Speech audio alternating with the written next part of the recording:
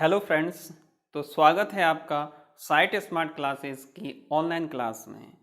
इस सीरीज में हम MP TET grade third mathematics का कंप्लीट कोर्स चलाएंगे।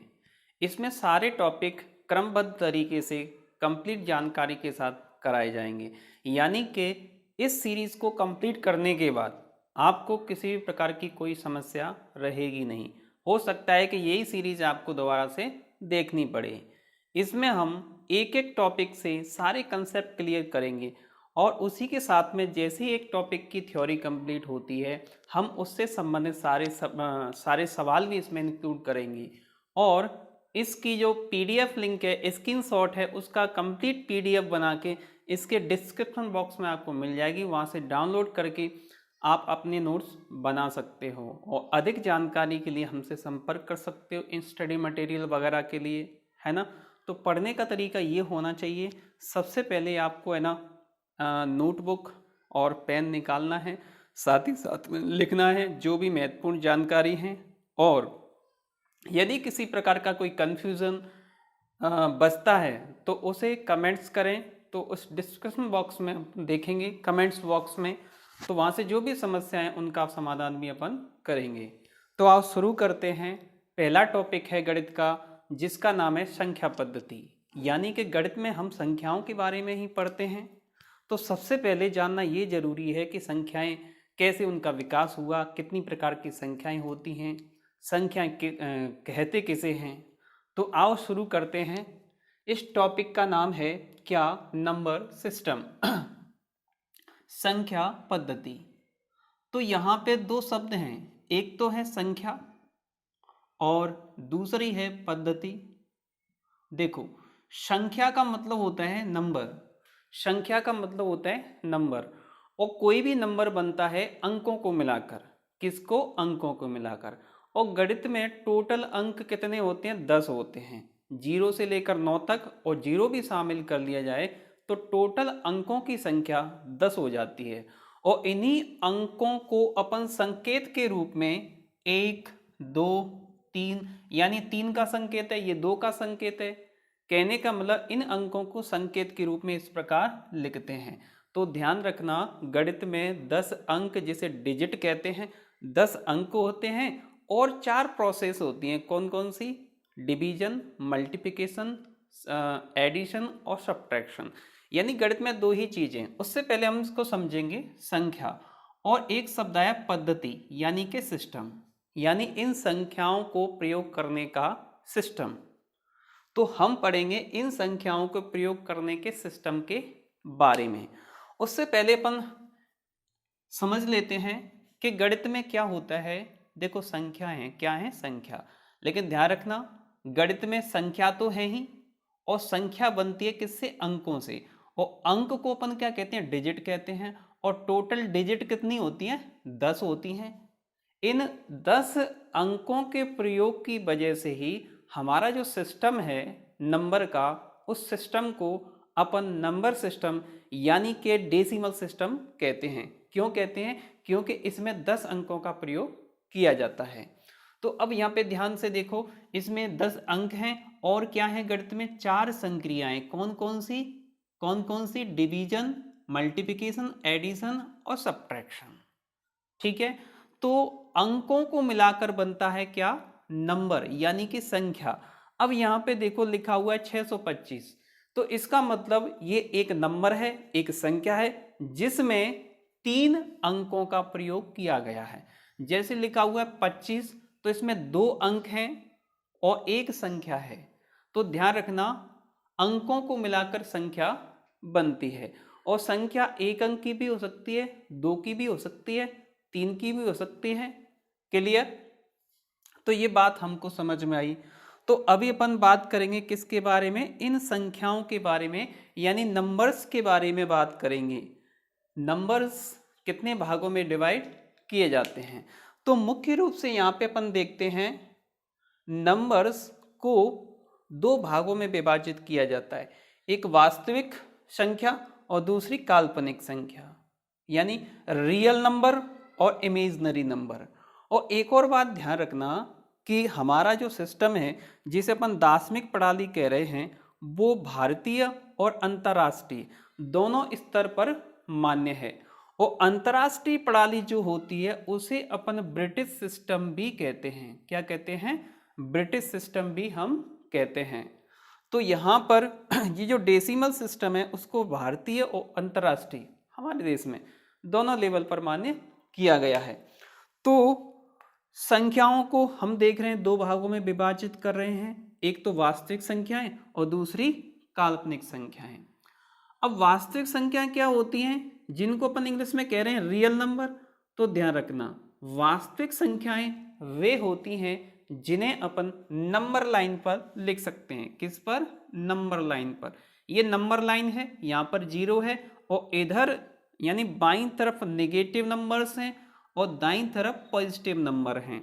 तो नंबर लाइन पर जिन संख्याओं को लिखा जा सकता है वो वास्तविक संख्याएं कहलाती हैं। अब बात करेंगे अपन किसकी? काल्पनिक संख्या की।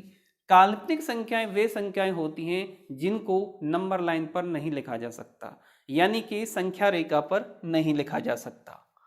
अब एक और बात इसमें है, दूसरी तरह से इसकी डेफिनेशन दे सकते हैं। ध्यान रखना, इसको क्या करें? काल्पनिक, इंग्लिश में इमेजनरी, और अवास्तविक संख्या भी इसे कहते हैं।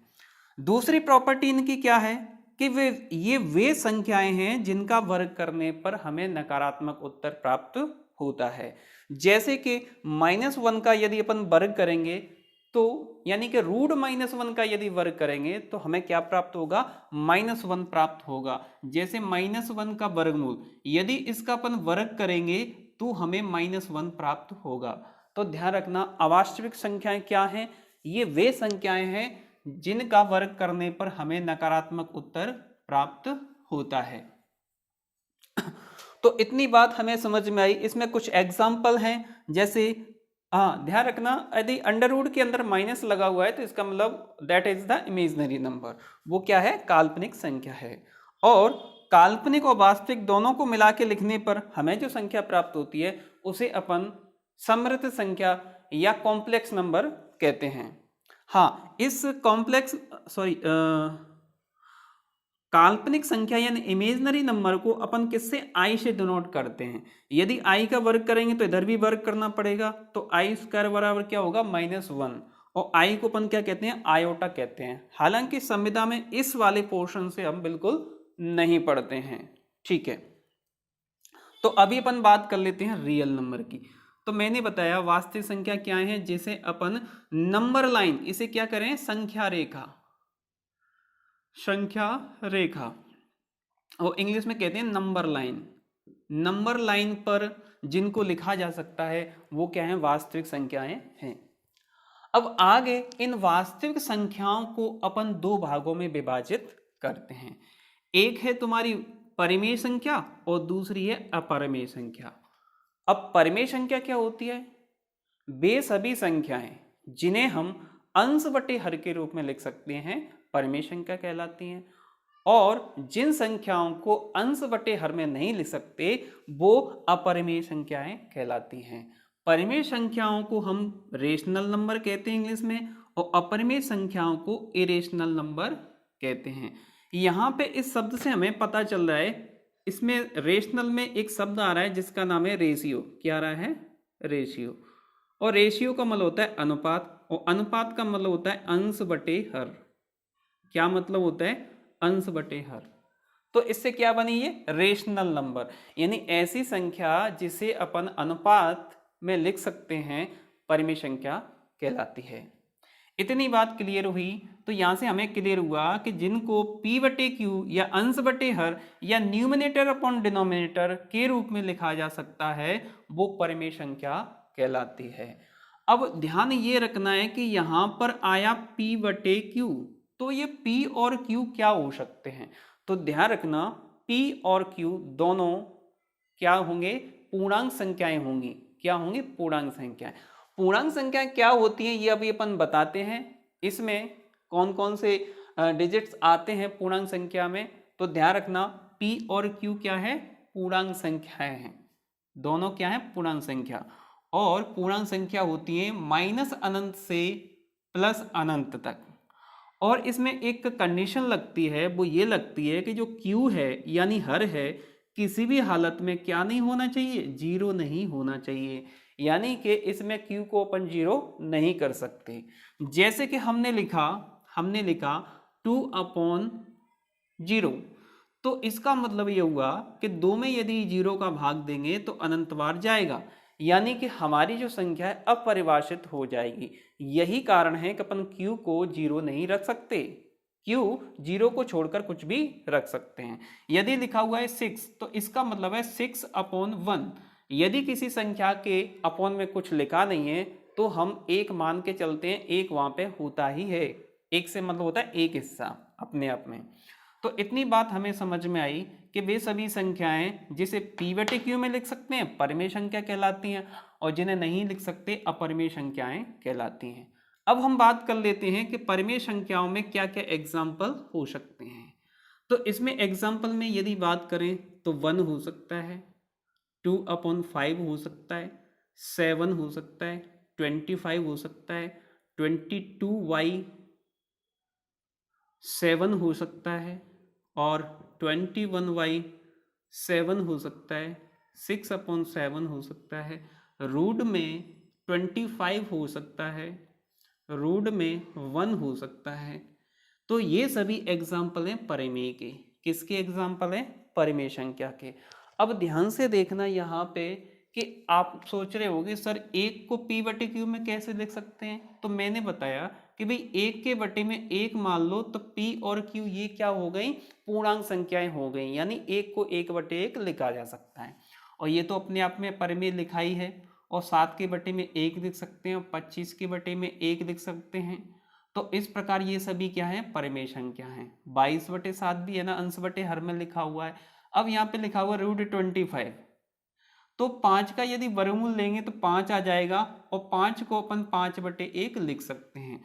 तो इसका मतलब ऐसी संख्याएं जिनका वर्गमूल आ सकता है वो भी क्या है, परिमेय संख्या कहलाती हैं। तो इतनी बात क्लियर हुई। अब अपन बात करते हैं अपरिमेय संख्याओं के एग्जाम्पल की। तो अपरिमेय संख्या वे हैं जिन्हें p/q में नहीं लिखा जा सकता।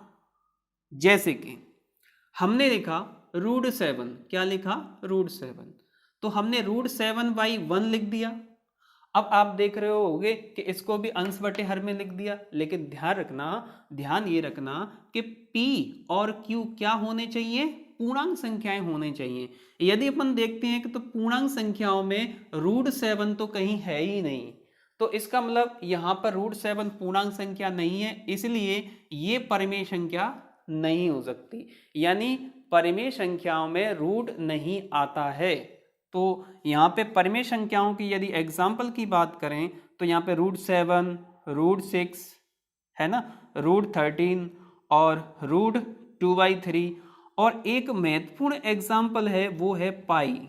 ध्यान रखना कि पाई का मान 22/7 नहीं होता है। आपने अभी तक ये पढ़ा होगा कि 22/7 होता है, लेकिन पाई का वास्तविक मान अभी तक निकाला नहीं गया है, क्योंकि पाई का जो मान है वो अनुमानित मान है और उसी से अपन अब तक काम चला रहे हैं। और एक्चुअल में देखा जाए, वास्तविक तौर से देखा जाए तो पाई एक रिलेशन है। क्या है, एक रिलेशन है। किसमें, यदि एक वृत्त बनाया जाए, क्या एक वृत्त बनाया जाए और उसकी परिधि में उसके व्यास यानी डायमीटर से भाग दिया जाए, परिधि में डायमीटर से भाग दिया है, तो जो रिलेशन निकल के आएगा वो आएगा पाई बराबर परिधि बटे व्यास। यानी किसी वृत्त की परिधि में यदि उसके व्यास का भाग देंगे तो वो कभी कटेगा नहीं। तो यही कारण है कि पाई एक अपरिमेय संख्या है, जबकि 22/7 एक परिमेय संख्या है। 22/7 परिमेय है और पाई एक अपरिमेय संख्या है। ये एग्जाम्पल काफी बार पूछा जाता है। ठीक है, आगे बढ़ते हैं। तो हमने जाना परिमेय और अपरिमेय, यानी संख्याओं को मुख्य रूप से दो भागों में बांटा था, एक तो वास्तविक और दूसरी काल्पनिक। और वास्तविक को फिर दो भागों में बांटा, एक परिमेय और दूसरी अपरिमेय। अब अपन बात करेंगे रेशनल नंबर पर, परिमेय संख्या पर।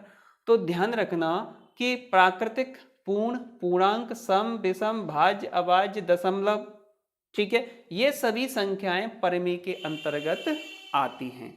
तो हम पढ़ेंगे परिमेय के अंतर्गत आने वाली संख्याओं को। तो इसमें संख्याओं की जो शुरुआत होती है वो शुरुआत होती है तुम्हारी नेचुरल नंबर से। किससे? नेचुरल से। यानी कि हम काउंटिंग का जो काम करते हैं, गिनने का काम करते हैं, वो इसी दुनिया में कुछ न कुछ वस्तु को गिनने का काम करते हैं, यानी प्रकृति में पाई जाने वाली वस्तुओं को गिनने का काम करते हैं। तो वस्तुओं की जो काउंटिंग शुरू होगी, गिनने की शुरुआत होगी, वो 0 से नहीं होगी। किससे होगी? 1 से होगी, क्योंकि प्रकृति में कम से कम एक वस्तु मिलती है और फिर 2, फिर 3, इस प्रकार आगे। तो इसका मतलब हुआ कि प्रकृति की शुरुआत कहां से हो रही है? 1 से हो रही है। यही कारण है कि प्राकृतिक संख्याओं की शुरुआत 1 से होती है और प्राकृतिक संख्याओं को इंग्लिश में नेचुरल नंबर कहा जाता है। नेचुरल से n लेके n से डिनोट किया जाता है। तो प्राकृतिक संख्याओं का मतलब क्या हुआ? नेचुरल नंबर, जिसकी शुरुआत कहां से हो रही है? 1 से अनंत तक। तो इसमें सबसे छोटी संख्या क्या होगी? 1 होगी। लेकिन यहाँ पे कुछ कमी महसूस हुई। प्रकृति में तो हमें पता है कि वस्तु कम से कम एक होगी, लेकिन हम बात कर रहे हैं किसी कमरे की। हम बोलेंगे भाई इस कमरे में कितनी किताब हैं। यदि उसमें एक भी किताब नहीं है तो अपन कुछ न कुछ लिखना पड़ेगा, यानी कि खाली है। या फिर अपन सोचें कि एक बंद आकृति है, तो इसमें अपन देखेंगे भाई पेड़ों की संख्या कितनी है। यदि इसमें कोई भी पेड़ नहीं है तो इसका मतलब ये हुआ कि चारों तरफ से कवर है और इसमें कुछ भी नहीं है, तो इसका मतलब 0। यही कारण है कि भारतीय गणितज्ञ आर्यभट्ट ने 0 का आविष्कार किया, तो इससे संख्या क्या हो गई? पूर्ण हो गई। यानी कि यदि प्राकृतिक संख्या में 0 को शामिल कर लिया जाता है तो हमारी संख्याएं पूर्ण संख्याएं हो जाती हैं। आगे चलते हैं। आगे है पूर्णांक संख्या। अब पूर्णांक संख्या में क्या है? देखो, पूर्ण संख्या में 0 आ गया और पूर्णांक संख्या में क्या है कि हम एक एग्जांपल ले सकते हैं। जैसे दो लोग मार्केट गए, 2 लोग बाजार गए और दोनों को 100-100 रुपए का सामान लाने को बोला गया। तो उसमें से एक के पास 100 रुपए थे और एक के पास नहीं थे, लेकिन दोनों ही 100 रुपए का सामान लेके आए। तो इसका मतलब ये हुआ कि एक व्यक्ति यहाँ उधार सामान लेके आया। अब इन दोनों को अंतर करने के लिए क्या तरीका यूज किया जाए? तो वहां पे जरूरत पड़ी किसकी? उधार की। उधार की मतलब निगेटिव नंबर्स की। किसकी? नेगेटिव नंबर्स की, क्योंकि दूसरा जिसके पास पैसे नहीं थे वो उधार लेके आया है। तो यदि पूर्ण संख्याओं में ऋणात्मक संख्याओं को शामिल कर लिया जाए, नेगेटिव नंबर्स को शामिल कर लिया जाए, तो हमारी संख्याएं पूर्णांक संख्याएं हो जाती हैं। तो इसका मतलब पूर्णांक संख्या में 2 प्रकार की संख्याएं आती हैं, धनात्मक और ऋणात्मक। धनात्मक और ऋणात्मक। और 0 जो है, 0 जो नंबर है वो ध्यान रखना ना तो धनात्मक है और ना ही ऋणात्मक है। तो आगे अपन बात करेंगे। देखो यहाँ पे non negative numbers, non negative numbers का मतलब होता है ऋणोत्तर संख्याएं। क्या? ऋणोत्तर संख्याएं। ऋणोत्तर यानी नॉन नेगेटिव, और नॉन नेगेटिव का मतलब होगा 0, 1, 2, 3 आगे। तो इसको क्या कह रहे हैं अपन? Non negative numbers. अब इसको इंग्लिश में क्या, हिंदी में क्या कह रहे हैं? ऋणोत्तर संख्या। ध्यान रखना, शब्द को ध्यान रखना, इनको ऋणोत्तर संख्या कहते हैं। किसको? नॉन नेगेटिव नंबर्स को। अब आता है तुम्हारा नॉन पॉजिटिव नंबर, तो इनको कहते हैं धनोत्तर संख्याएं। तो नॉन कौन से? धनोत्तर। धनोत्तर का मतलब होता है non negative, sorry non positive number. तो नॉन पॉजिटिव नंबर आ जाएंगे 0, -1, -2, -3। तो इसको क्या कह रहे हैं अपन? धनोत्तर। देखो धन आ रहा है लेकिन ऋण वाली संख्या लिया जा रहा है, तो धनोत्तर यानी कि 0 से -1 के साथ में, है ना, 0, -1। तो ये कौन सी हो गई तुम्हारी? धनोत्तर। और इसको कहते हैं नॉन पॉजिटिव, और इनको कहते हैं ऋणोत्तर। ऋणोत्तर यानी कि तुम्हारी नॉन नेगेटिव नंबर्स। खैर, तो यहां से अपन को सिंपल समझ लेना है कि प्राकृतिक, पूर्ण और पूर्णांक, यहां तक हो गया। तो ये सभी संख्याएं किस में आती हैं? परिमेय संख्या में आती हैं। तो अब अपन बात कर लेते हैं कि जो संख्या है वो 3 प्रकार की हैं, है ना। सबसे छोटी प्राकृतिक, फिर पूर्ण संख्या, फिर पूर्णांक संख्या। अब इन्हीं तीनों को अपन अलग अलग तरीके से विभाजित कर सकते हैं। जैसे इन तीनों को 2 ग्रुप में बांटते हैं अपन, एक तो सम और एक विषम। यानी इन सभी संख्याओं को सम और विषम में भी बांट सकते हैं। तो सम संख्या वो होती है जिनमें जोड़े होते हैं, जिनको इंग्लिश में इवन नंबर कहते हैं, और विषम संख्याएं वो होती हैं जिसमें एक का जोड़ा नहीं होता है, जैसे 1, 3, 5, 9। तो ये क्या होती हैं, विषम संख्याएं होती हैं। तो इतनी आसान सी बात है ये तो। अब आगे डिवाइड करते हैं इन्हीं तीनों संख्याओं को किसमें, भाज्य और अभाज्य में। किसमें, भाज्य और अभाज्य में। ध्यान रखना कि सभी प्राकृतिक संख्याएं पूर्ण संख्याएं होती हैं और सभी पूर्ण संख्याएं पूर्णांक संख्याएं होती हैं और सभी पूर्णांक संख्याएं परमेय संख्या होती हैं, इतना ध्यान रखना। तो हमने इनको